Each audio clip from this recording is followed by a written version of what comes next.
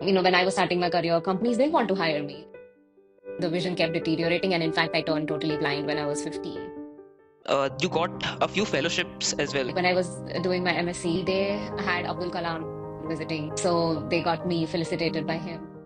RSA is one of the world's biggest security conferences. I was very lucky to get picked as one of the expert speakers. Audience in RSA is people who are policy and decision makers, like their CISOs and CTOs of some of the biggest organizations or government. Oh my God, and there's a lot of things that you are still doing it. How do you manage all these things with a full-time job? A combination of a lot of planning. If I'm not stressed, I'm not living. If you look at our currency notes, a blind person cannot tell a 100 rupee note from a 500 rupee note. There are also people who are highly motivated. There are countries who attack other countries. You see, like I can be a blind person in the US and can be poor. Someone tells me that, oh, Aditi, you cannot do this, then I will 100% do it. What are your thoughts on promoting inclusivity? I feel like DNI today talks a lot about diversity and less about inclusion.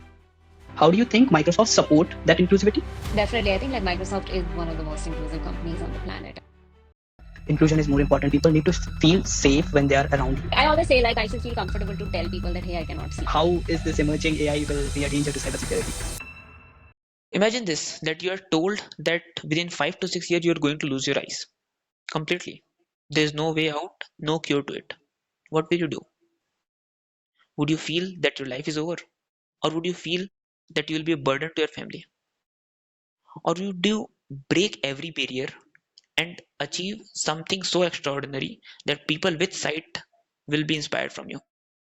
Our today's guest is someone who has lived this life and conquered this. Mrs. Aditi Shah, a senior data scientist at Microsoft, a cybersecurity expert, a senior member of IEEE, and someone who has truly redefined the meaning of converting adversity into opportunity. At the age of 11, she was diagnosed with a degenerative eye disease, which is retinitis pigmentosa. By the age of 15, she lost her eyes completely. But did that stop her? Not at all. She topped her 10th grade. She aced BSc in IT.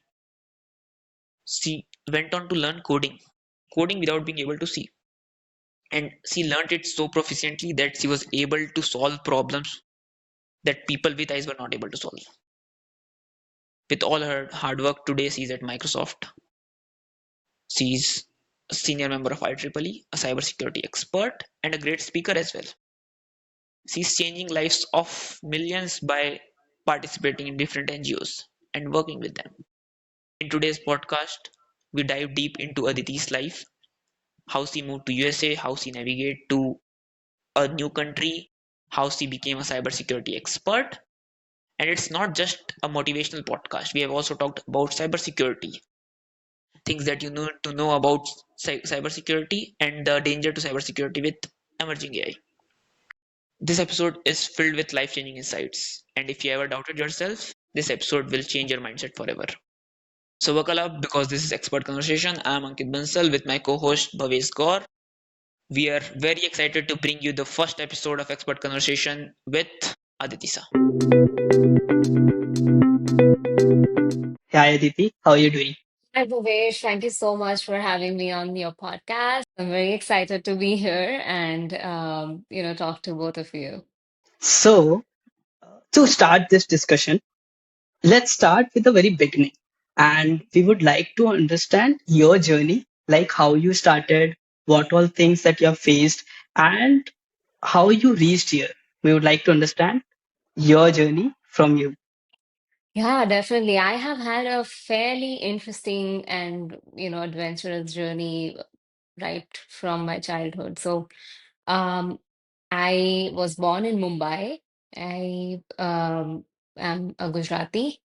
And I was very fascinated with technology. Like I used to spend a lot of time on computers right from my childhood. I was not very social, so computers was my natural addiction, and I used to play a lot of computer games and learn a lot of tools and things like that. Um, what happened is like when I was 11 years old, I started walking over things. So, if there's something lying on the floor, I would walk over it. And my parents would ask me like, "Oh, did you not see it?" And I would say like, "Oh, I didn't pay attention." And my parents started thinking that I was probably absent-minded, like I was so geeky that I was living in my head and I didn't care what was around me. So they took me to a psychiatrist to see what they could do about my so-called absent-mindedness. And that's when the psychiatrist said that, hey, everything seems fine with her brain. Maybe you should consult an ophthalmologist, like an eye doctor.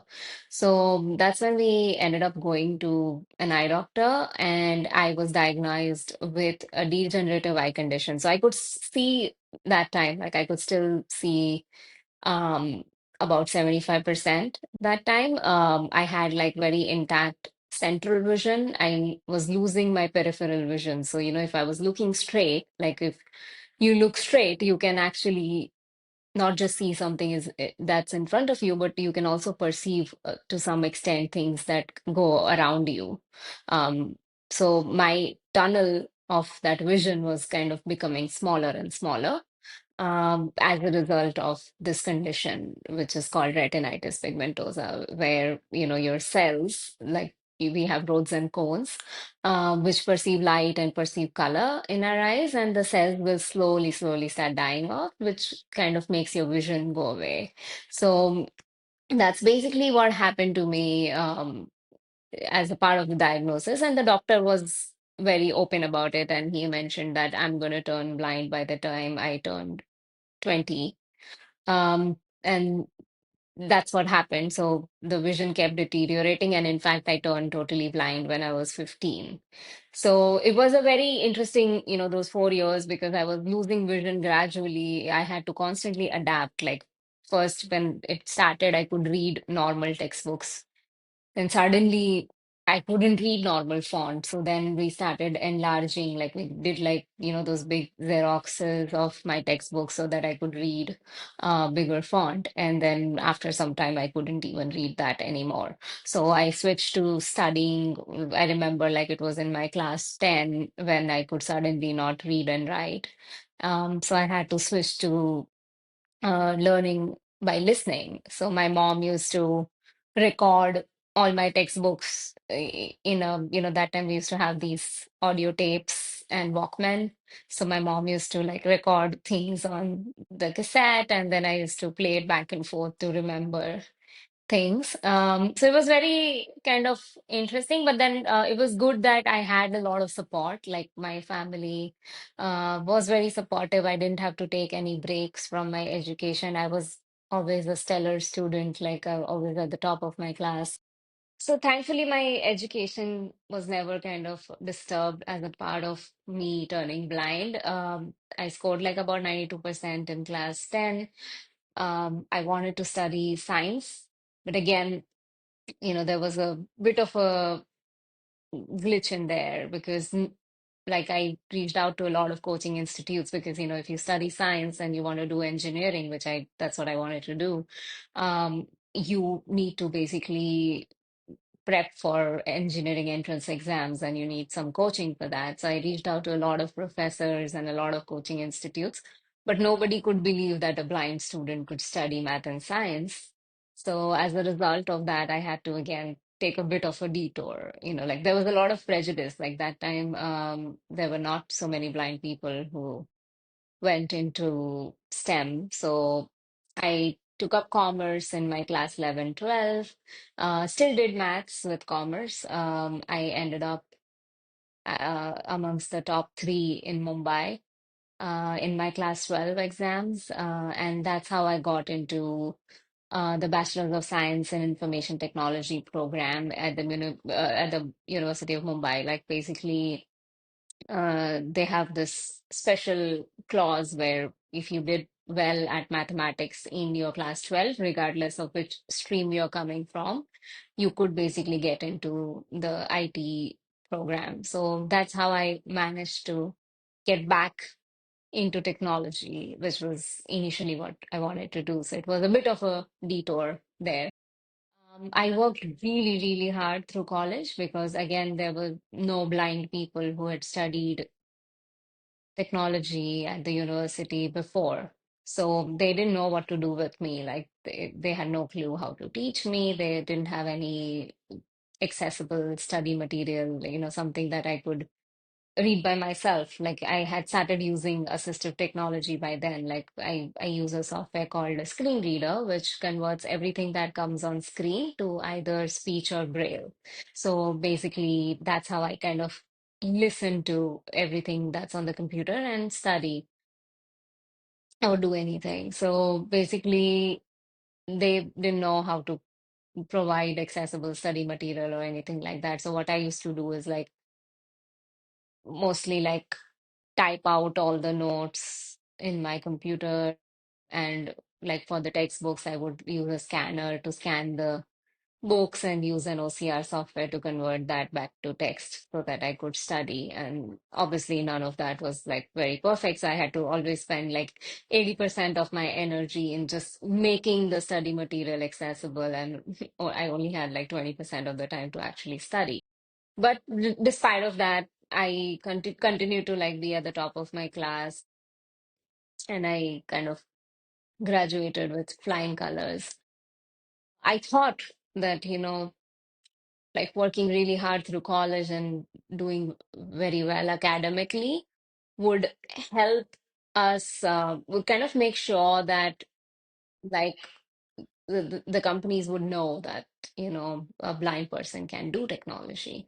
But that's not what happened. So we had a lot of companies coming to the campus for placements, and none of them sadly let me interview. Like, not even like reject me after the interview, but they didn't even let me sit for the interview. So that was very demotivating. I was really hard because I was like, heartbroken because hey, I thought I was smarter than all my classmates, but now suddenly they're all getting jobs and I am not. So it was very kind of demotivating at that time, but then I didn't want to give up on my dream of, becoming a software professional. So I said, okay, what else can I do? So I learned about freelancing. Like, there's freelancer.com and Upwork and platforms like that, where you can get like software gigs on project by project basis. So I created an account there and I started taking up projects. It was a fun journey. Like, initially, obviously, until you build your brand, you don't get projects easily. So I used to bid really low and say like, oh, I can do it really cheap. And I started off like with doing very small projects, but eventually I started getting good amount of work, and I was happy. At the same time, I also enrolled for a master's in IT program at the university because I was like, I don't have a full-time job, might as well just continue my education. So all of that was happening. While I was doing that, one of my classmates who had seen like, how good I was at coding, he was working at a small startup in Mumbai, and they had a problem which nobody in their in-house team was able to solve. So he suggested my name to his employers, and he said like, "Oh, this girl is really smart, and maybe we should." And she's been doing freelancing, so maybe we should outsource this project to her. And I was invited to their office. I went there, and they said, okay, we have this problem. Would you be able to solve it? And I said, I had no clue how I would solve it, but I was getting an opportunity. So I said, yes, I can. And they said, okay, by when can you solve it? And I said, a week, and I have no clue how am I going to do it. And I said, okay, I'll do it in a week. So they said, okay, why not? And so I go home. I work really hard through the week. I managed to solve it. So I deliver what was expected, and they were really impressed because they didn't think honestly it could be done in a week. So they offered me a full-time role. So that's how I got my first job in the industry. So I started as a software engineer at this company called Iraj, uh, which was which was like a small cybersecurity company at that time. And I used to kind of work there, like work from home mostly while I was also doing my master's. So that went on for 2 years. There were a lot of biases to overcome, like even though they thought I was stellar, but obviously people have all kinds of prejudices, so they didn't trust me enough. So a lot of times, they would give me some work, but they would also give that work to someone else just in case, I was not able to deliver. So a lot of biases there, but I continued, and thankfully, I earned that trust over time. So I worked there for about 5 years, and when I quit in 2018, I was actually leading most of their engineering effort, and the company had also kind of multiplied 50x. So it was kind of a very interesting journey to work for a small company, see it grow, and also grow by yourself, right? Like I had no clue about cybersecurity when I took up that job. I didn't understand anything.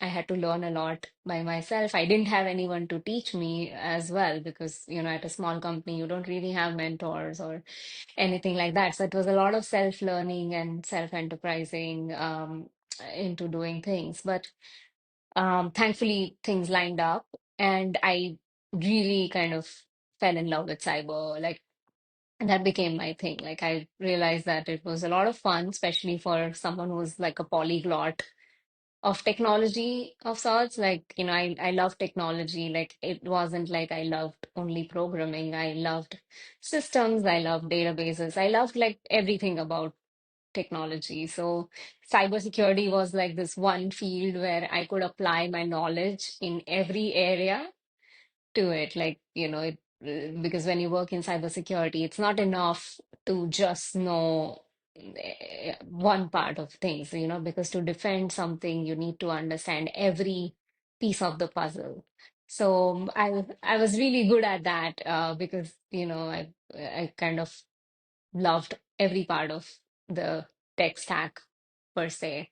So I thought, okay, I was more confident in my skills. I had some money saved up.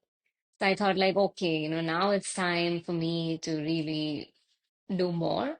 So I applied to some schools in America that were offering masters in cybersecurity programs.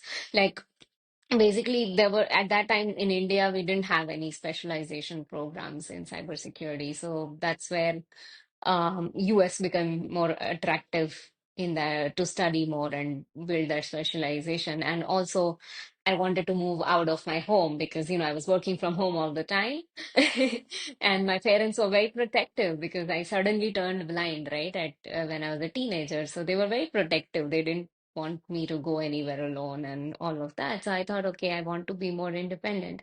I don't want to spend the rest of my life sitting at home. So those were like few thoughts in my head when I applied to schools in America.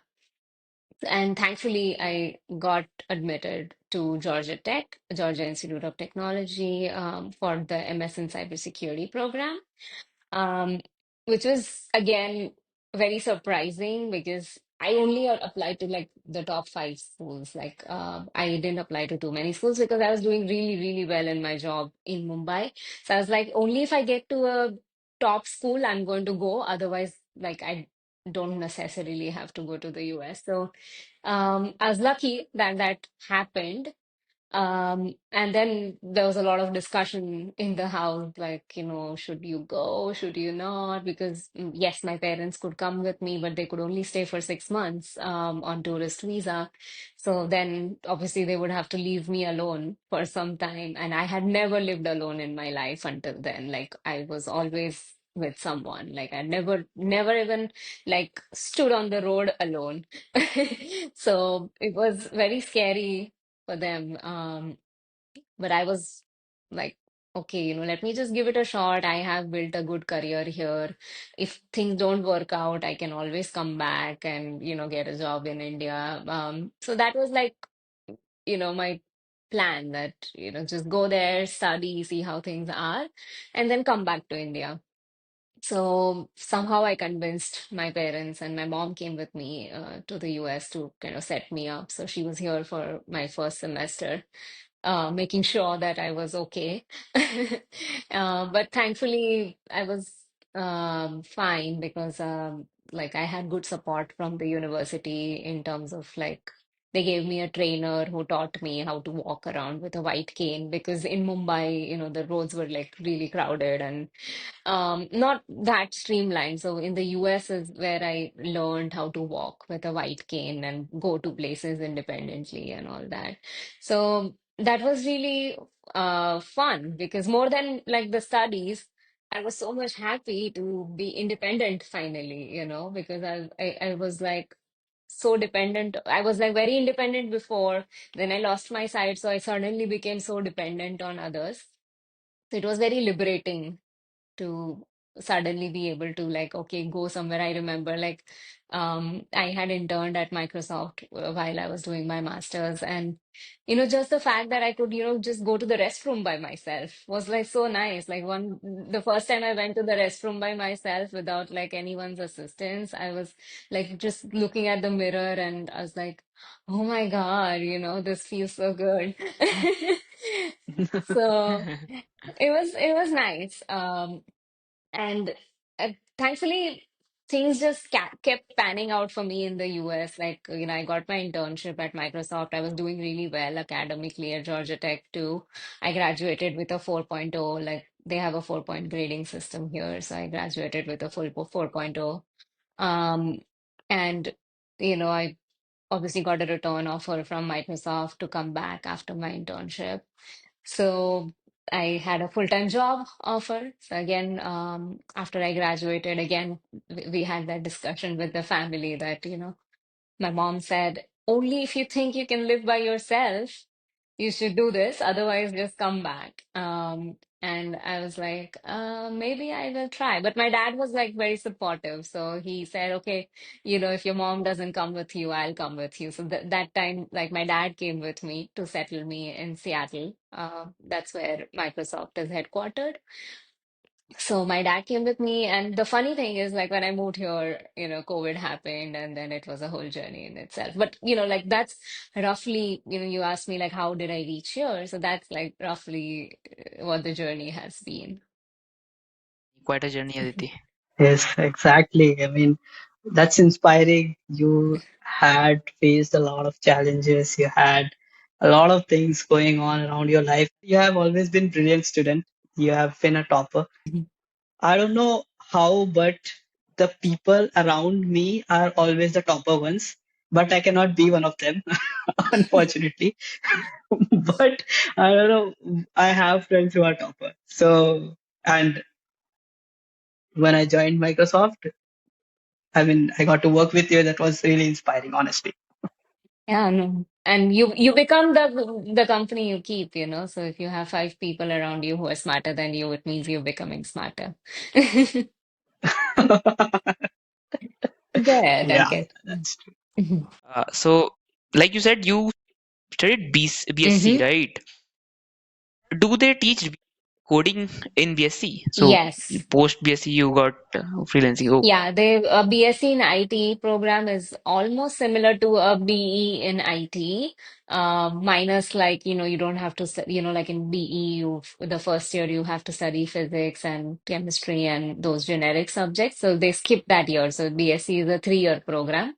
So they start straight away from coding. But yes, I studied everything related to technology. oh, okay, okay. That's great. That's great. You said when you were a kid, you used to play games on the computer. Mm-hmm. So, which one was your favorite game? And I think I was very fascinated by the Harry Potter game at some point.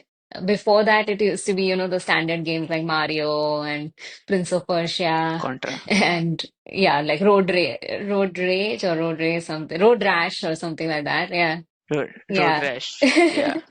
So a lot of those games. I don't know, during that time, I think I never played. I just played Mario. I just played Mario and some Dave or something like that. But Yes. I was not into games a lot. So, yeah. But that's great to hear. That's great to hear. Nowadays, I see on the Instagram there are a lot of reels that comes up.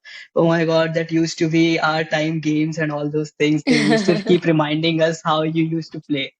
I So that's know. pretty That cool. was the whole era. And now we have like much Yeah. fancier games. We have PlayStations and Xboxes and all that.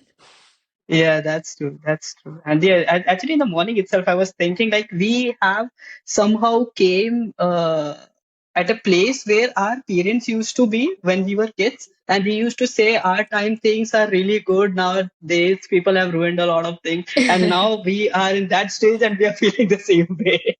I know you, and now it's becoming even smaller and smaller if you see, right? Like before it was like our parents' time, like maybe a 20-year gap was a generation gap. Now even like 5 years feels like a generation gap. Like someone who's 5 years younger to me is like so different. Totally, totally agree And with that. all these Gen Zs coming up. I know.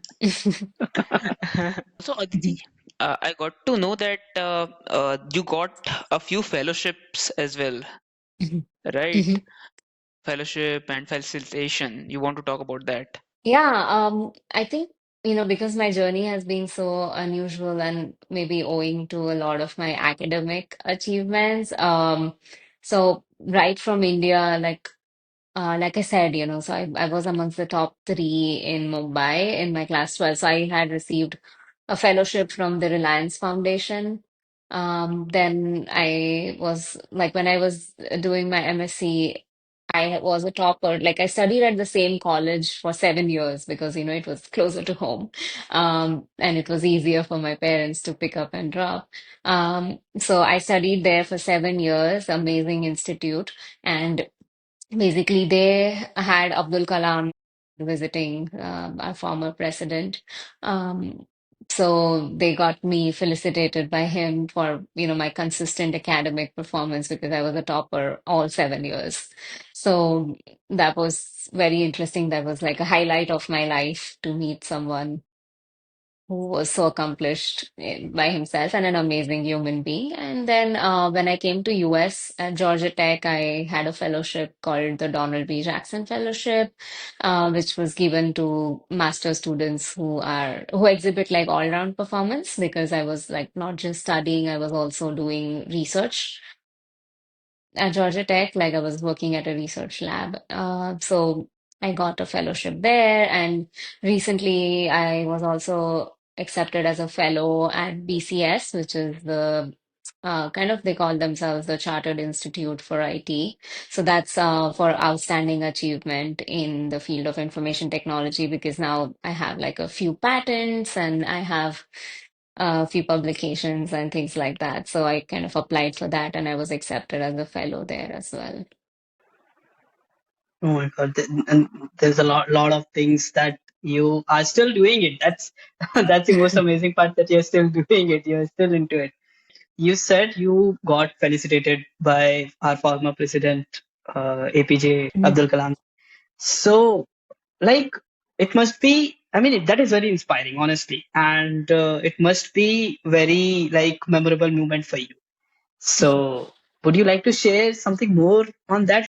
How did you feel about that? How would you like to express something? Yeah, I think that was like, probably one of those memories that you never forget, right? Like, I was so touched by his humility and, like how can someone be like so accomplished and yet be so humble? Like I have read his, Wings of Fire and a lot of like books and I've followed his life journey always, and it was so nice. And one thing I realized is like people have their own aura, and that was like my first experience of meeting someone who had an aura around him. Like you feel uplifted when you're around someone like that, and like that's the vibe I got when I met with him. And then yeah, it was just so inspiring. Like I was very inspired. That's when I felt like, okay, I've done something in my life that I was able to meet someone like this.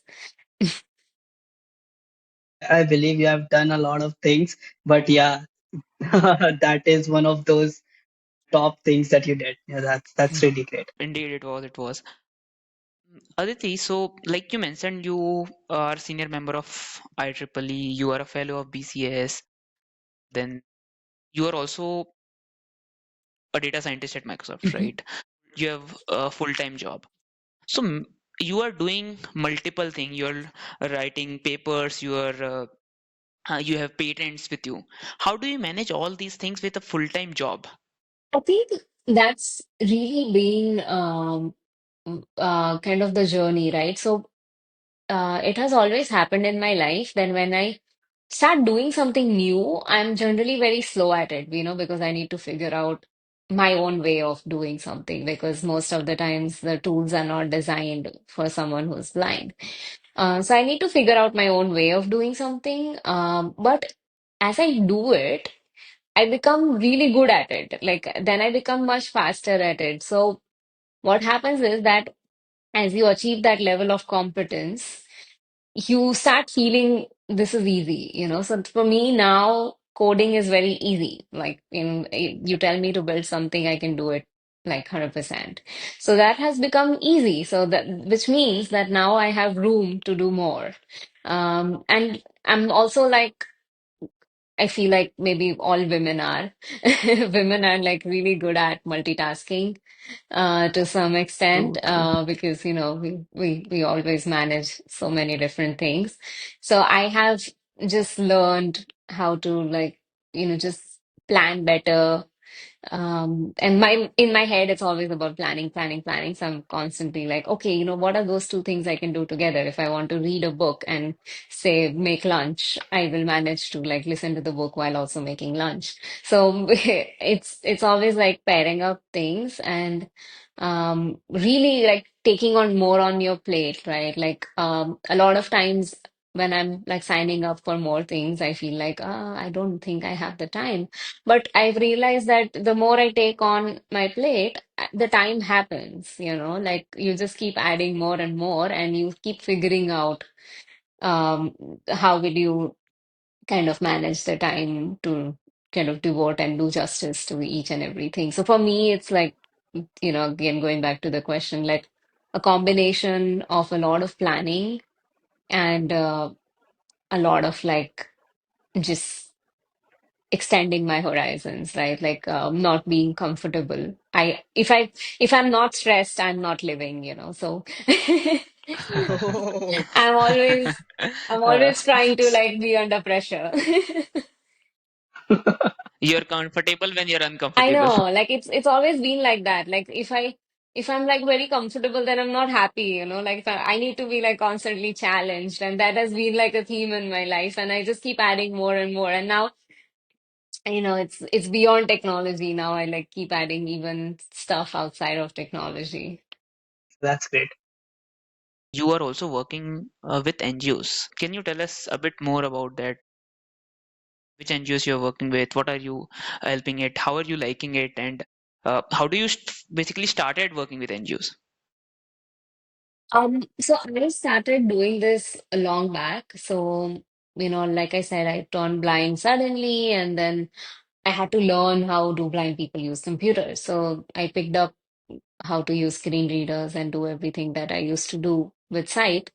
I thought that was something I could give back. So I think from my 18th birthday or so, I started volunteering. So there was like National Association for the Blind in Mumbai. So I reached out to them. I said, hey, I can't go to students' homes, but if they would be willing to come to me, I would be willing to teach them for free. So I started doing that even while I was a student myself. So I used to spend time on weekends teaching other blind kids. I had kids who were like 8-year-olds, 10-year-olds, who didn't even know what is a keyboard. So helping them like memorize the keys and then explaining what a computer is and like getting them independent was something I started doing long ago. And it's the most satisfying job in the world, no matter how much money you make or how where you climb in the career ladder. When you're able to like really touch someone's life, that is to me, that's like the most satisfying thing. So again, it's like that just enzyme rush or hormonal rush, right? Like you feel good about doing something and you want to do more. So that kept happening. I'm very happy. Like, some of the kids I helped today, like one of my students, like she's at Triple IT, Lucknow. One kid is studying chemistry, doing his master's in chemistry at Vienna. And, like kids have really gone on to do so much bigger than what I could, right? So, very kind of satisfying to see that. Um, and yeah, like then when eventually I started associating myself with various organizations. So I joined this organization called the Blind Graduates Forum of India in Mumbai, which where I was the honorary secretary. So basically, we used to do events about sensitizing blind people about technology and how they could become more independent, and sensitizing the rest of the world as to what blind people can do. We also ran like several campaigns. Like there was one called the Accessible India Currency Campaign, because if you look at our currency notes, a blind person cannot tell a 100 rupee note from a 500 rupee note. So we were kind of working with RBI to see how we can make, if not physical currency, at least make sure that our digital platforms are 100% accessible so that people who are blind can achieve financial independence. So some of that, so like that's how I got into like the NGO world, like a blend of sharing what my experiences were, and also like just trying to guide younger blind people to achieve more than I could, because I didn't have anyone to guide me. And then after I moved to the US, it started becoming a little more formal. So I don't like volunteer full time with an NGO. I'm associated with a bunch of NGOs. So there's like a NGO called Vision Aid, which is based out of Boston. They serve underprivileged blind kids in rural parts of India, because hey, I grew up in a very privileged environment with in Mumbai, where I had all kinds of facilities. But there are kids in rural parts of India whose parents don't know anything and don't know how to take care of a blind kid. So basically, I was running a career development program for them, where I was teaching students how to write resumes, how to, grow their soft skills, how to do like interviews by doing mock interviews and things like that. So basically, that's one of the programs I ran. I think good number of kids got placed from that program in like the corporate sector, with MNCs and things like that. I also ran, there's another NGO which serves kids in the United States, called Our Space, Our Place, where I was teaching Python to blind students, like very young blind students, like middle school, like class 5 to 8 kind of students, teaching them Python programming, like just getting them started that, hey, you're blind, but you can code, giving them basic knowledge so that then they can learn more by themselves. So yeah, I keep doing like various things with various different NGOs. And then at Microsoft also, I run what we call the Microsoft Security Disability ERG. So it's basically an employee resource group where we try to kind of support employees with disabilities who are working in our organization, and see like how we can help them, and as well as also educate their teammates and their managers and everyone else as to how they can be more supportive and not doubt them and things like that. So yeah, I've been doing a lot of work around disability inclusion. On one point that you said that it basically feels good. It's that adrenaline rush that you get when you do something good and you keep on doing it. So when we were at college, so I and fortunately I have a good set of friends. So in my birthday, what we used to do is we used to go to either orphanage or old age homes just to give us whatever we can give, by gifts, by the money, whatever way we can. And that feeling is, I cannot express it, but once we started going there, for 4 years we went there, Yeah. and it was like it motivates you to go there, and whatever, if you are able and if you can help, then it's a great thing. Yeah, no, that's amazing. I wish like more young people were like you. So Aditi, now taking the conversation a bit toward IT industry and tech Mhm. industry, given the underrepresentation of individuals with disability, also as we know that proportion of women in tech is very less compared to men, though it is increasing now, but it is still underrepresented, Mhm. right? What are your thoughts on promoting inclusivity and encouraging greater participation from these groups who are currently very less in proportion in tech industry? Yeah, definitely. I mean, I do a lot in this area. Sometimes I tend to have like a slightly controversial view to how people observe DNI. I feel like DNI today talks a lot about diversity and less about inclusion, So I am more f in favor of inclusion. I think diversity, yes, is important. Diversity is basically, representation, right? Like you say, oh, we're going to have 50% women. But yes, you're going to have 50% women, but if you're not going to treat them right, they're not going to stay, they're not going to thrive. Exactly. So inclusion is about creating that environment where people, regardless of what background they come from or what abilities they have, they're able to thrive. Like, say women. I've worked with a lot of men and women in, whatever 11 years of my professional career. I have seen that a lot of women kind of give up on engineering because they are scared. So if you have men who are very aggressive and who are going to cut you off in meetings, or like who not going to make room for you to speak, not many women are able to kind of speak up, especially Indian women, right? Like if you see in India, we're always taught not to talk too loudly, to always be respectful, and especially girls, that's a societal thing that we always teach our girls to be more obedient and subservient, to always put others before us.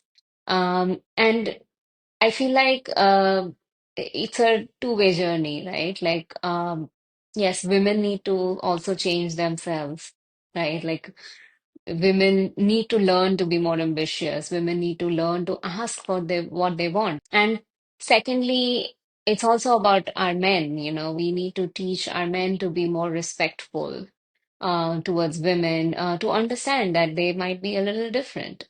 And same goes for people with disabilities, right? Like I have a lot of, when, I talk to a lot of other people with different disabilities, like people who have intellectual disabilities. Sometimes people think that they're dumb, like just because someone is autistic, it means they're dumb. But hey, they might have a lot more IQ than you and I. Um, and, just because they might lack something else, or they might be on a spectrum, that doesn't mean that they're any less capable and doing their job. But yes, you might have to change how you interact with them.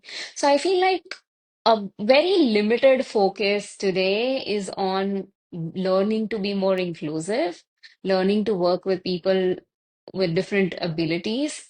And it's a when we talk about DNI, a lot of times that conversation is more about representation, like, oh, hire so many so and so people and make sure that they get promoted. But I feel like I would want to see an environment where everyone is kind of treated equally. Like there's less of a bias. If someone is deserving, they 100% get promoted, despite of, whether you think they would be able to perform well in the next role or not. Like give them that opportunity, right? Like a lot of times people, like, when I was starting my career, companies didn't want to hire me. And today's look at me, right? Like I'm working at the one of the biggest technology companies in the world, and Indian technology companies didn't even think I could code, right?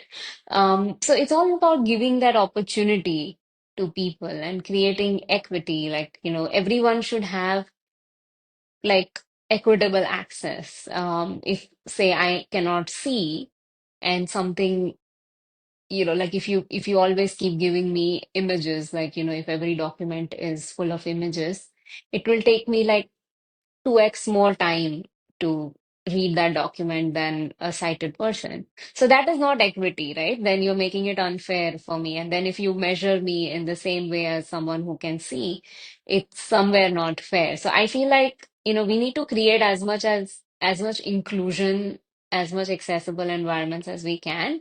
And then, I'm pretty sure like people will be able to grow by themselves. I also believe, like the way you're saying, inclusion is way more important than diversity.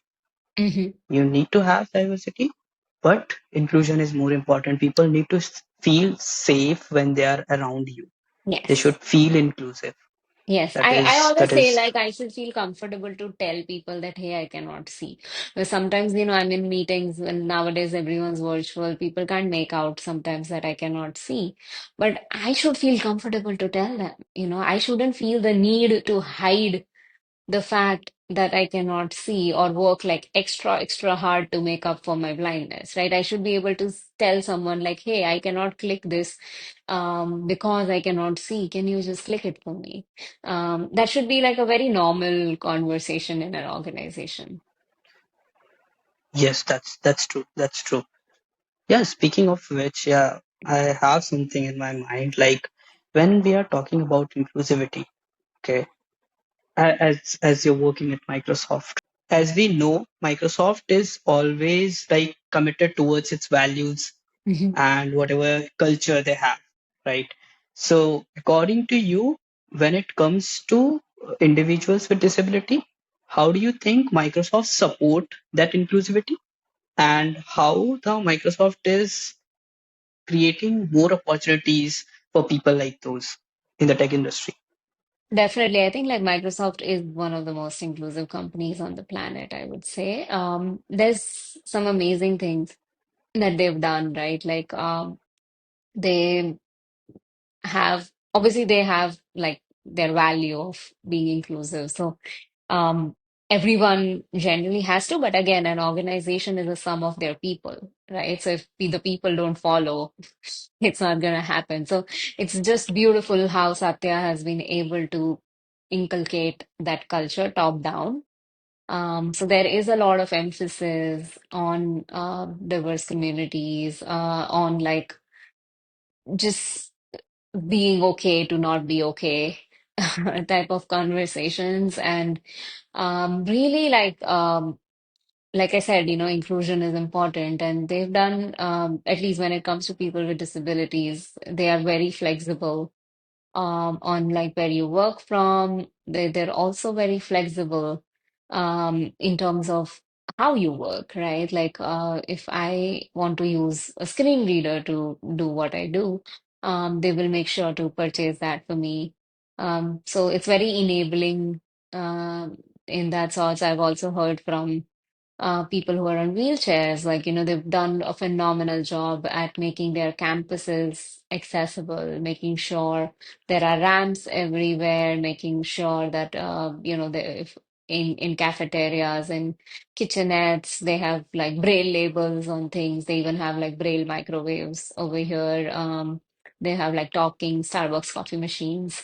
Um, and, they've really gone that extra mile to make sure that it's not just about hiring, but also making sure that every employee, regardless of their abilities, gets like an equal experience, whether it's their physical campus or it's just working remotely. So, if I talk about a Mhm. little more on your professional expertise side, then like I know you. You have been working in this security space for quite some time now, right? So if if a non-tech person wants to understand what is cybersecurity, so can you explain it in layman terms? What is cybersecurity and how data science is helping Mhm. security? Yeah. Definitely. Let me take a stab at it, right? So, now when we say cybersecurity, it is cyber and security. Cyber is our digital environment, right? Like we use technology a lot in our life. Now it has become so pervasive that sometimes you don't even realize it is there, right? Whether it's your smartwatch, or your computer. You know, like technology is not limited to your laptops and your desktops anymore, right? It's in your phones, it's in your watches, it's in your refrigerators, it's in your TVs, it's everywhere. So that is Yeah. cyber, that is our cyberspace. Now, how do you keep yourself safe in your cyberspace? That is what I feel is cybersecurity, right? Like, how do you keep each of your digital assets or digital surfaces more secure from someone who wants to use it for a nefarious purpose, right? Like, basically, what is hacking, right? Like, we hear the term hacking. Oh, I got hacked. What does it mean? Basically, someone ended up doing something that the engineer of that system didn't think of, right? So basically, what do security professionals do? They try to figure out, like, say person X is an engineer who has built this amazing tool XYZ, and now you as a security professional will basically come in, and you don't know how XYZ was built, but you will try to like break XYZ, right? So that is basically what security professionals do. Now, what happened is that digital spaces grew exponentially, especially COVID times. Everything was multiplying, like everyone started using as much more technology as they could. So we couldn't scale up the humans, like we have a limited number of people who understand how to break things, who understand how to protect things. And they didn't scale as much as our digital world scaled.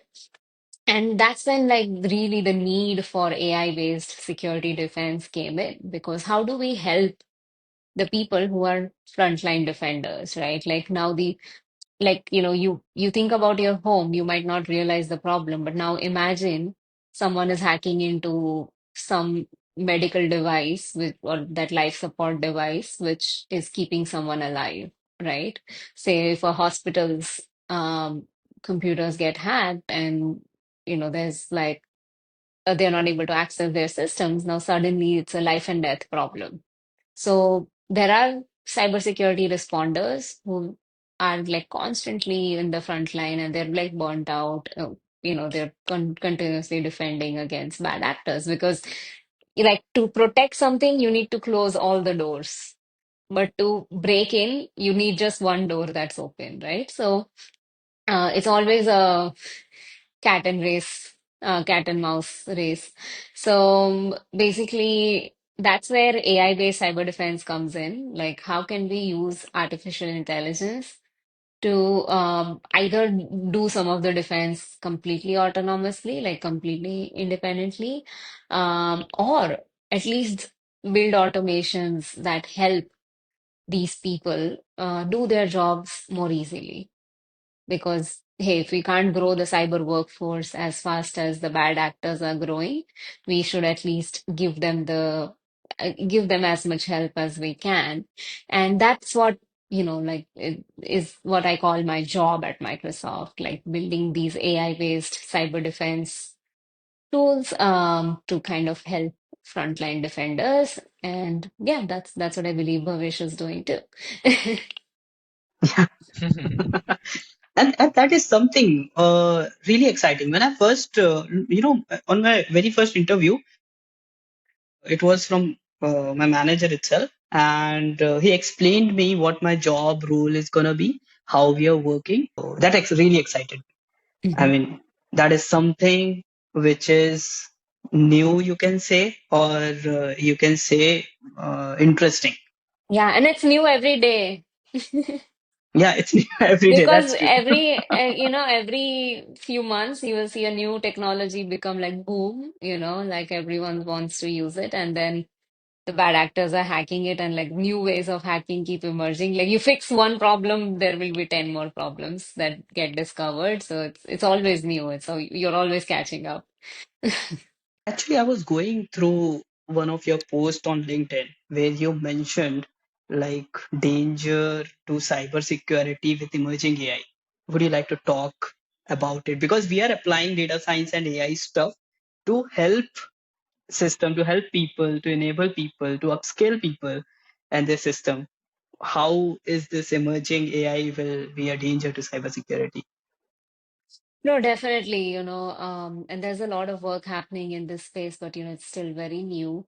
Um, like AI is gonna be everywhere. It is already everywhere. Like, I can't believe how dependent I am on ChatGPT. Um, so it's like, it's gonna be everywhere. We're gonna use it, we're gonna trust it, right? So there is a lot of different types of problems that can arise if someone chooses to, again, misuse it. Someone tries to break in.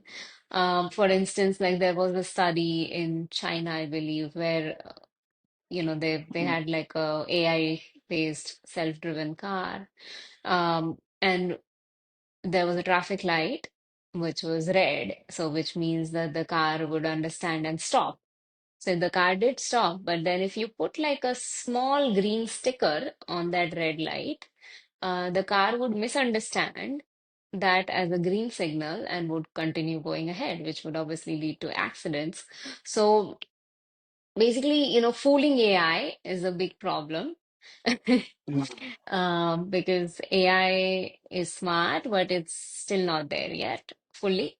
So what bad actors are doing is like they're trying to figure out ways to fool AI, like say simple things, right? Like say there is AI being used in your bank to decide if you should get a loan or not. And then if you can figure out what can you change in your profile or in your application, what would be those keywords that you mentioned to tweak, like to fool the system into making a different decision than what it should. Same ways, like even for hiring, right? Like one of the techniques that people are using is like a lot of times now AI-based screening is happening for candidates. So what people do is like on your resume, they will have all the nice keywords, even things that they're not experienced in, written in white font on white background. So if a human is looking at the resume, they cannot see it. But then if an AI is looking at the text, it wouldn't be able to tell. And you know, basically they at least get an interview.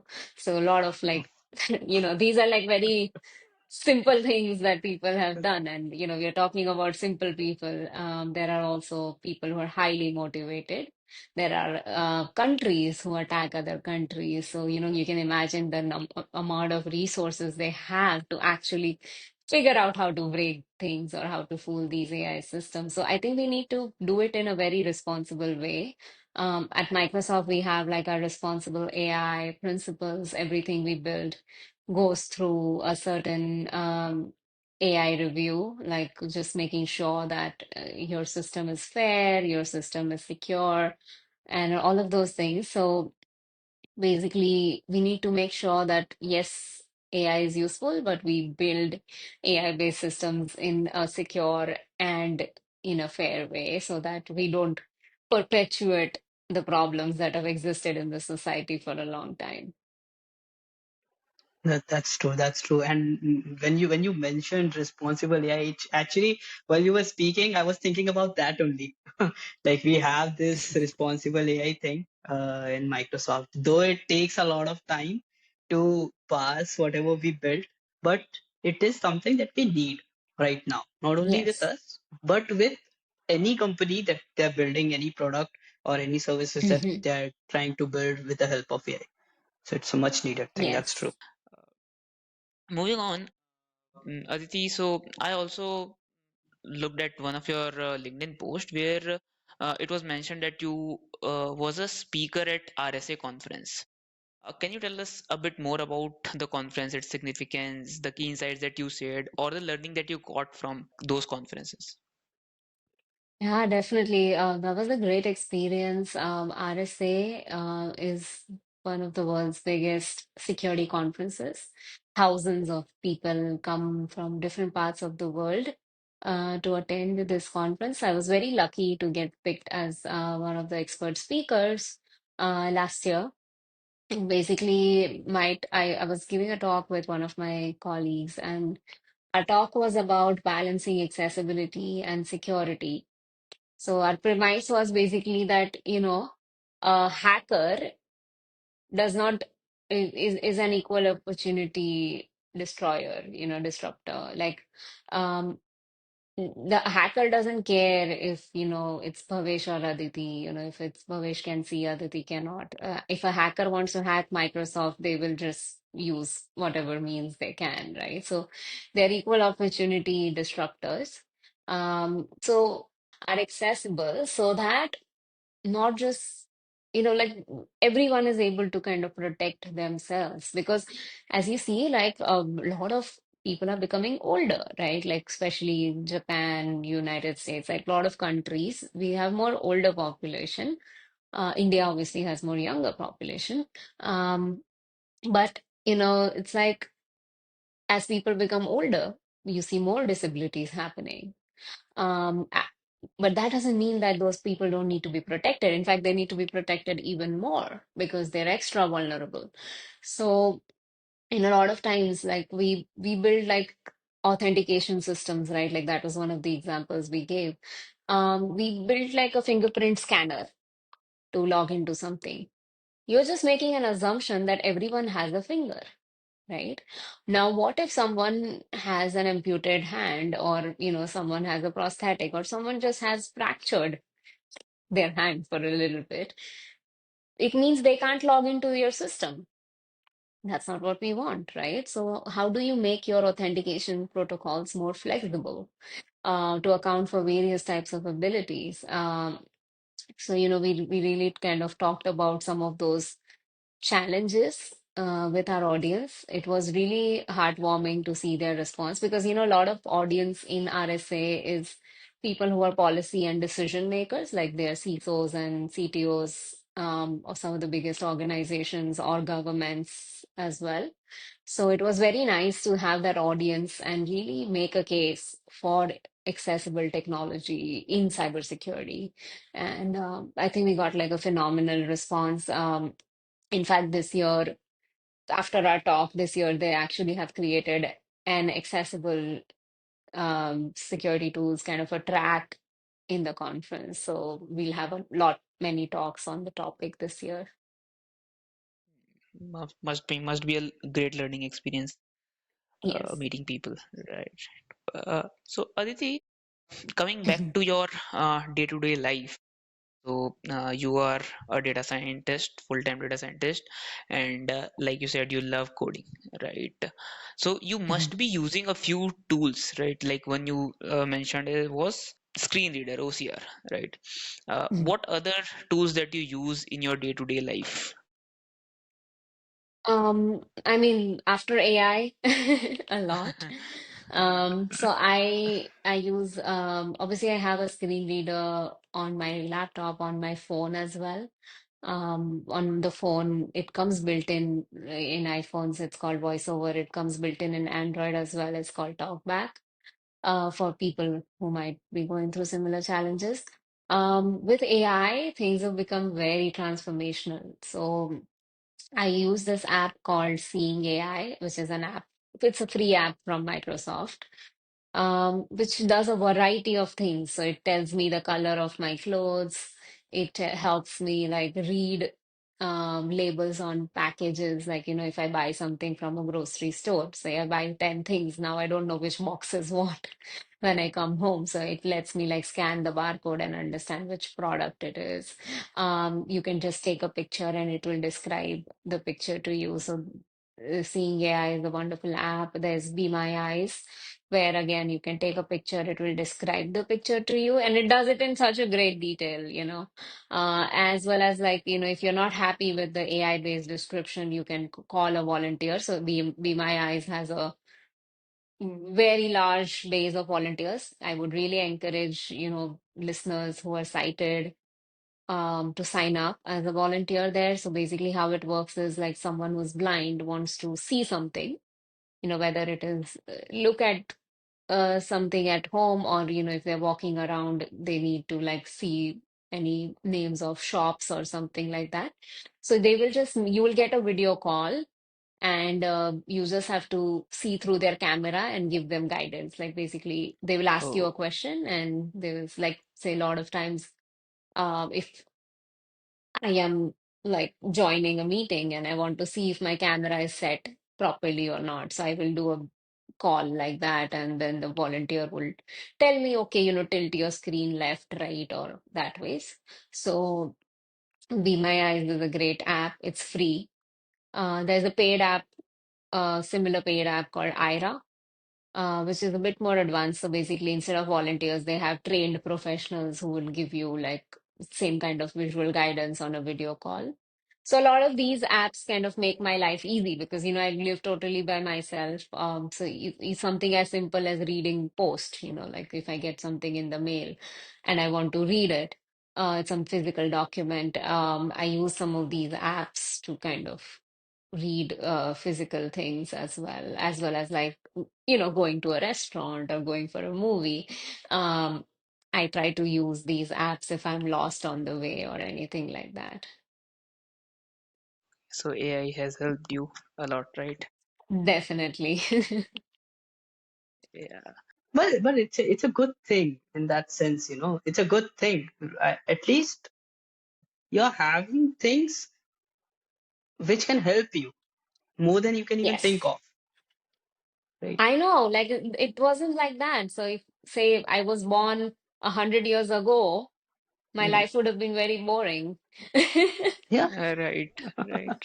But I can guarantee you that the talent and the things that you have in you Enthusiasm. would have figured out some or the other way to make things happen. Yes. Yeah.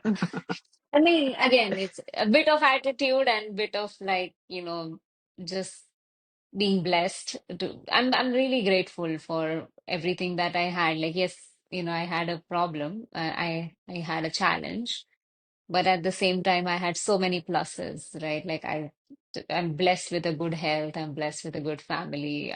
Financially, I've never had any problems. So thankfully a lot of things were also kind of positive. And that's why I was able to do more, right? So it's not so much about who I am, but it's more about being lucky to have the right set of circumstances. True. I also, like you said, Be My Eyes to our viewers and listeners. Hmm. I can guarantee there are two more volunteers in that app, Ankit Bansal and Bhavesh Gaur. So yeah, we will be joining that app post this podcast. Uh, so Aditi, one more question on that. So I Hmm. came through a research article on Chart A11Y. I Hmm. believe you were a part of team, right? Uh, Hmm. can you tell something about that? That was interesting, I felt. Yeah, definitely. So that was a very interesting study that I was kind of helping with. It was being done by Microsoft Research. So basically, what we were trying to do is see how a blind person can kind of explore graphs and charts through touch, as opposed to like, say if you want to see a trend, right? Like if I show you a Mhm. graph, as a sighted person, you can immediately pick out the trend, whether it's going up or down. Mhm. Um, as a blind person, I mean, obviously keeping AI aside, which may or may not be always accurate, I generally have to go through a table of data to figure out if the trend is going up or down. So how do we change that, right? How do we make those visuals um, accessible to someone who's not seeing? So we basically created a prototype on your which basically works on your phone, that you can where you can just move your finger on the screen, and wherever there's a like you can follow the trend, so you know if it's going up or down. And like if it's a scatter plot, for instance, you can see which areas it's more dense, and then you can tap on it and get more information, and things like that. So basically we just tried like various forms of graphs and charts and tried to see how we could make it more accessible in a haptic way, and it was a very fun experience. As a data scientist, you need to go through a lot of data, and you need to a lot of time you Yes. have to make ADAs, right? And Mm-hmm. if people with some visual impairment, they come through it, this app will surely help them, right? Yes, definitely. That's great. That's great. I mean, yeah, when actually one question that keeps popping up in my mind is that like when you moved from India to US, Mhm. there must be a lot of things that might have changed your environment, your culture, people, so many things. And there must be a lot of things that you need to adapt. So, how was that experience? If you can share, like, what Mhm. things that have changed and all. I mean, a lot of things have changed. Like my whole personality has changed. I used to be like a very introvertish person. So that was the first thing that changed. I came here and I realized that if I don't speak up, people are not going to help me. Because, when you're with your family, your parents understand you so well that they will just help you. You don't even have to ask most of the time. When I came here and I was suddenly surrounded by strangers, and US particularly, like in India today also, if I am in Mumbai and I go somewhere alone, I get off from the cab and at least two, three people will come and ask, oh, where do you want to go? Should I help you? That's not how it works in the US. So culturally, people in the US are more private, so and they're more respecting of your boundaries, right? So um, nobody will come and ask me if I needed help. So I had to learn to ask for help from strangers. So that was like the biggest change that I had to make, like, be comfortable seeking help. That was like the biggest win, I would say, of kind of living here, that I'm very bold now. I can just go anywhere and just figure out things. Obviously, I became a lot more independent. So that was a big change. So I guess I became much more brave, I would say. Like, again, I took it slow. Like I first, it was mostly on the university campus. Then I came here to Seattle. It became like my neighborhood. Then slowly, now I'm at a point where, I just constantly travel, even internationally, all by myself. I go to places, go to tourist spots, just by myself. And I don't even have to like think before heading somewhere. So it was like a journey, and that's something I would really share with people, like your fear is just an emotion. A lot of times we have fears of doing something new, a fear of, the unknown. But I feel like your fear is just an emotion. So the day you accept that fear cannot hold you back. Yes, I feel scared even today sometimes, but I don't let it stop me. Like I just acknowledge it that yes, I'm scared, and this is why I'm scared. Do what I can to reduce the risk, but I won't let it stop me from doing anything. So I've been like off late. I've been doing a lot of adventure things. Like I've been doing rock climbing. I've been doing kayaking and paddleboarding, like some stuff on the lake. So I've been doing things like which I never thought I would do before. Um, and it's a benefit of like overcoming fears, right? Like now fear is no longer a factor in my life, and that has made life so much more fun, right? Like you can take as much risk as you want. I'm never afraid of like losing everything, like I'm not afraid of like death. I'm not afraid of losing everything that I have made, because I have so much more belief in myself that I can always start from zero and build up again, right? So that is such a fun feeling, and especially people who are younger, right? The sooner you can kind of get there, life will be like an adventure in itself. That is so beautiful, you said. I do not fear because I can start it all again. This is so beautiful Yeah. thing, right? Exactly. Something I need to learn a lot. So, I mean, yeah, and it's not for one or two persons specifically, but there are a lot, I believe. People Yeah. scared of new things, people scared of meeting strangers, scared of multiple things actually, Yeah. which Scared of basically losing your becomes a hurdle. job. Exactly, Yeah, exactly. scared That of was one, losing your one of the job. biggest Like, fear. scared of not getting a job. Like, a lot of people are stuck in jobs that they don't enjoy, um, because they're afraid of like not being able to make money or not being able to like have a standing in the society. And I feel like that really stops us from achieving our potential. If I had been scared that, oh my God, how will I live in the US alone? I would have never come here. I would have never been at Microsoft. I wouldn't have ever been at RSA. I would have never met so many amazing people who are now a part of my life, right? So I feel like don't let it hold you back. Hmm.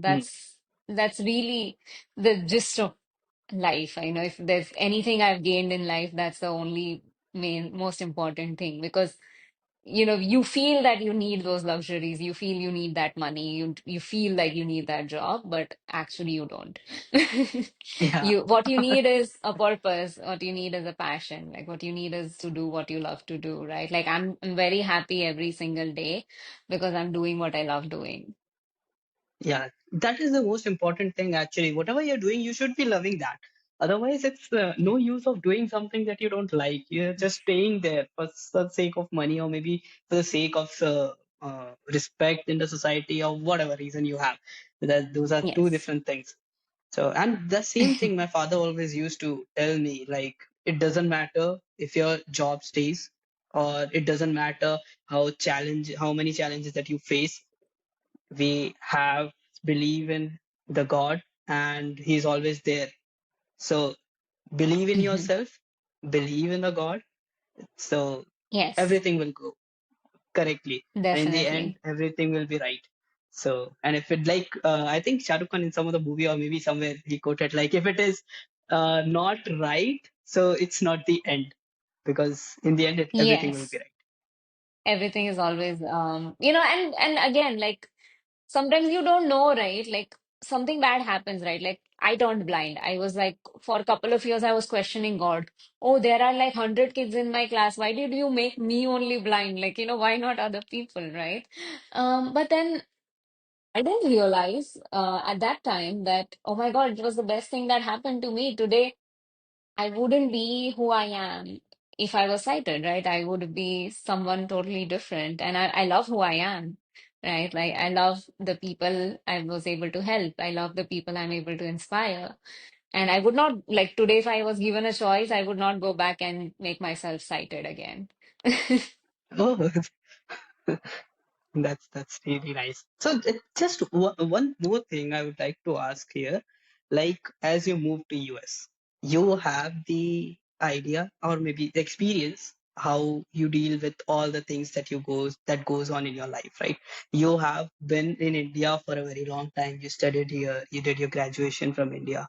So what are some things like on the top of your mind that you have that India is lacking, which US has? And India should be having and improving on that particular thing so that we can be, as a country, we can be supportive of visually impaired people.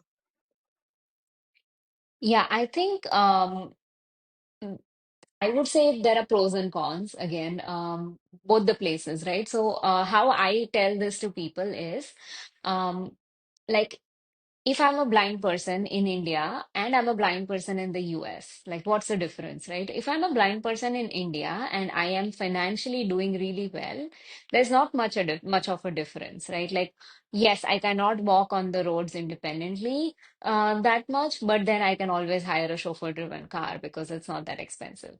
I can't hire a chauffeur-driven car in the US right now because it's very, very expensive. So which means I need to be more independent. And yes, I have the infrastructure that enables me to be more independent.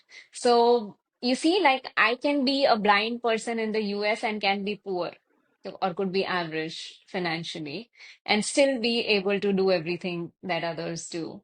That's not true in India. Like, yes, I know a lot of other blind people who are economically average.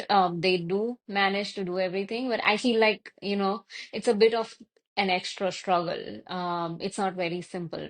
Like here, for instance, we have this thing called paratransit. Like it's a service provided by the government that lets me go anywhere in the city for just $2 one way. Why? Because not every person with a disability can use public transport. So what they did is they created an equal service, which is a door-to-door pickup and drop for people with disabilities and senior citizens. That's not something which we have in India. So I think like some of those things where you kind of make things easier for everyone. I feel like that's missing, and it's more to do with infrastructure. And I think as obviously we've seen tremendous growth in Indian infrastructure over the last decade or so now, and I think that's going to continue, and hopefully very soon we will have a more accessible India. Like, government even started this campaign called Sugamya Bharat, which is accessible India. And hopefully we will continue working on that. So that's like really like infrastructure is definitely one biggest problem.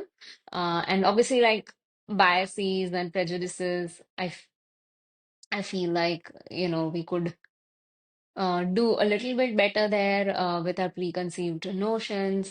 We can learn to be a little less nosy. Sometimes, I go when I'm out in India and, if I'm going in a train or something, at least one or two people will ask me, "Oh, you're blind. Oh, you can't do anything about this. Like, is there no treatment?" And I'm like, if there was a treatment, I would have figured it out, right? Like, I, it's like people are generally more intrusive in that sense. I get asked like a lot of awkward questions, which is not what I experience here. Okay. So it's a trade-off, but then you get a lot more help. People are a lot warmer. You know who your neighbors are. Here, I don't know who my neighbors are. So it's always like a trade-off between India and the US. Yeah. One thing that you talk about, $2 thing. In India, doing that will be a bit difficult because of the population and since we are still developing country. But I feel that moving forward, we will have things like this which help people, right? No, we've done a fantastic job. Like in Mumbai, we have Mumbai Metro now, and they have done a fantastic job at like making sure, like if I'm blind and I go to the metro station, I can request assistance, and Oh. I will have someone helping me out. So they have done some amazing Hmm. things, at least with the new things that are coming through now. Great, great. Like since we are coming to the end of the podcast, I have one story of my friend. So I have a friend, a very close friend of mine. He's also has this degenerative eye condition. So when he was in class 8th or ninth, he got to know from this uh, like from a doctor that he has this degenerative eye condition, and within 6 or 7 years he will be completely blind. Now, when we got to know this, we were very worried that, so, bro, how will you do this? How will your life will be? But that guy, I am so inspired by him. He went into DU. He went into Stephens College, did his economics degree. Then he went to TIS, Tata Institute of Social Science. He did his masters. Then he did his MPhil. He has a doctorate. Then he recently get into EPFO as an executive officer, a gazetted job in India in central government. But I have seen him a lot of time going through dark phases, a lot of time where people underestimated him or taken him lightly. But he came out of it by like he has that willpower to come out of it. I want to ask you that have you ever been underestimated or taken lightly? Like how did you approach such moments? Oh, it happens all the time. Like it still happens, it still. get underestimated. Like whether it's your boss or it's your teammates.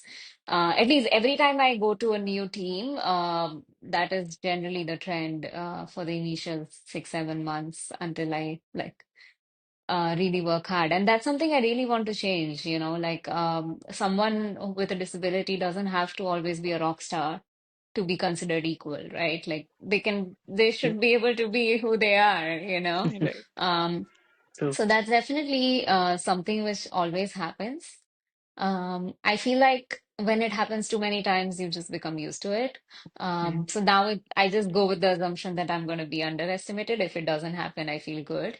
If it happens, yes, it's very demotivating, but at the same time, I draw more power from that, right? Like if someone tells me that, oh, Aditi, you cannot do this, then I will 100% do it, So, um, you just have to tell me that, oh, you cannot do it. Like when my dad left me here in the US and he was going back to India. And that was really the first time it was COVID and I was going to be totally alone. And, when I was in university, I had like tiffin service and things like that. Here, I really had to cook or manage something. So he told me like, come home with me. Don't stay here. And I said, no, I will. And he said, like, you know what? You're going to starve to death. And, it so happened that, yes, I had to struggle a little bit to learn cooking, but pretty much like today, there's nothing I can't cook, whether it's like Indian or any other cuisines. Like, I end up cooking pretty much everything independently, without like someone actually teaching me, right? So, um, that's what it is, right? Just tell me I can't and I will. No, that's really great. I mean, uh, in India, you can hire a cook. It's easy as compared to US. So it's quite difficult there. When especially for the people who move from India to US or any other country. Because I mean, I'm connected to one of my friends who recently moved to US, and shares like, oh my God, all these things I have to do. We cannot hire anybody here. So yeah, I know. I It's can. not just cooking, right? Cleaning, doing your Mm, laundry. Like mm. I, I had so much domestic help at home in India. Like I had not even like, washed a single utensil in my life. And now it's like I'm doing everything myself, right? But it's a fun. It's fun to be independent. Yeah, true, true, true, true. That's true. That's true. So as Ankit said, we are reaching towards the end of this podcast. So I just have one last question for you before we wrap this Mhm. call. Do you have any message or advice to the people with disability and without? Yeah. I think my advice towards people with disabilities would be, like one, like just accept it. Like this is what it is. Like a lot of people struggle with acceptance. Accept that this is what it is going to be. Like these are the cards you're dealt, and then play your best game, right? So that's like number one, like acceptance, and then don't be afraid, like I said, to move out of your comfort zone would be second. And the last thing would be that, take it one step at a time, right? Like if you look at a very big goal, like, say if I thought, oh, I'm going to work at Microsoft in the US 10 years ago, it would have looked very daunting, to be honest, right? It would have looked impossible. But the fact that I focused on the next step and the next step and the next step and how just focused on how do I make that next step happen, that really made it not that difficult and made it very simple. So, like accept who you are, love who you are, and just continue to just step out of your comfort zone and like sky is really the limit. You can achieve everything that you want. And again, for people without disabilities, I would say we're all different, right? Like, don't assume what someone can or cannot do based on your definition of their disability, right? Like, if you close your eyes and you think like, oh my God, I cannot use the computer. but someone might have an alternate way of doing it. So don't assume what someone can or cannot do or who someone is by your definitions. Ask them how do they do things. Be curious. So ask and not assume is what I would tell to people who do not have disabilities to be more inclusive. Those are some wonderful advices, and especially for the people who are not disabled. So that's really, really wonderful. So with that, those notes, I would like to end this discussion here. Thank you so much, Aditi, for your time. It was really wonderful, and we are really thankful. Thank you so much, guys. It was a fun conversation. Thank you so Yeah, much, Aditi. thank you. And that's a wrap for today's episode of Expert Conversation. A huge thank you to Aditi Shah for sharing her incredible journey, insights on cybersecurity, and her message of resilience and determination. If there's one thing that we learned today, it's that no challenge is too big if you have courage to face it. If this episode added any value to your life, do three things right now. Like and share with someone who need to hear this story. Drop your comments below. Let us know what you liked, what you didn't like, what we need to improve, and subscribe to ExpertConv because we bring raw, real, and powerful conversation to you.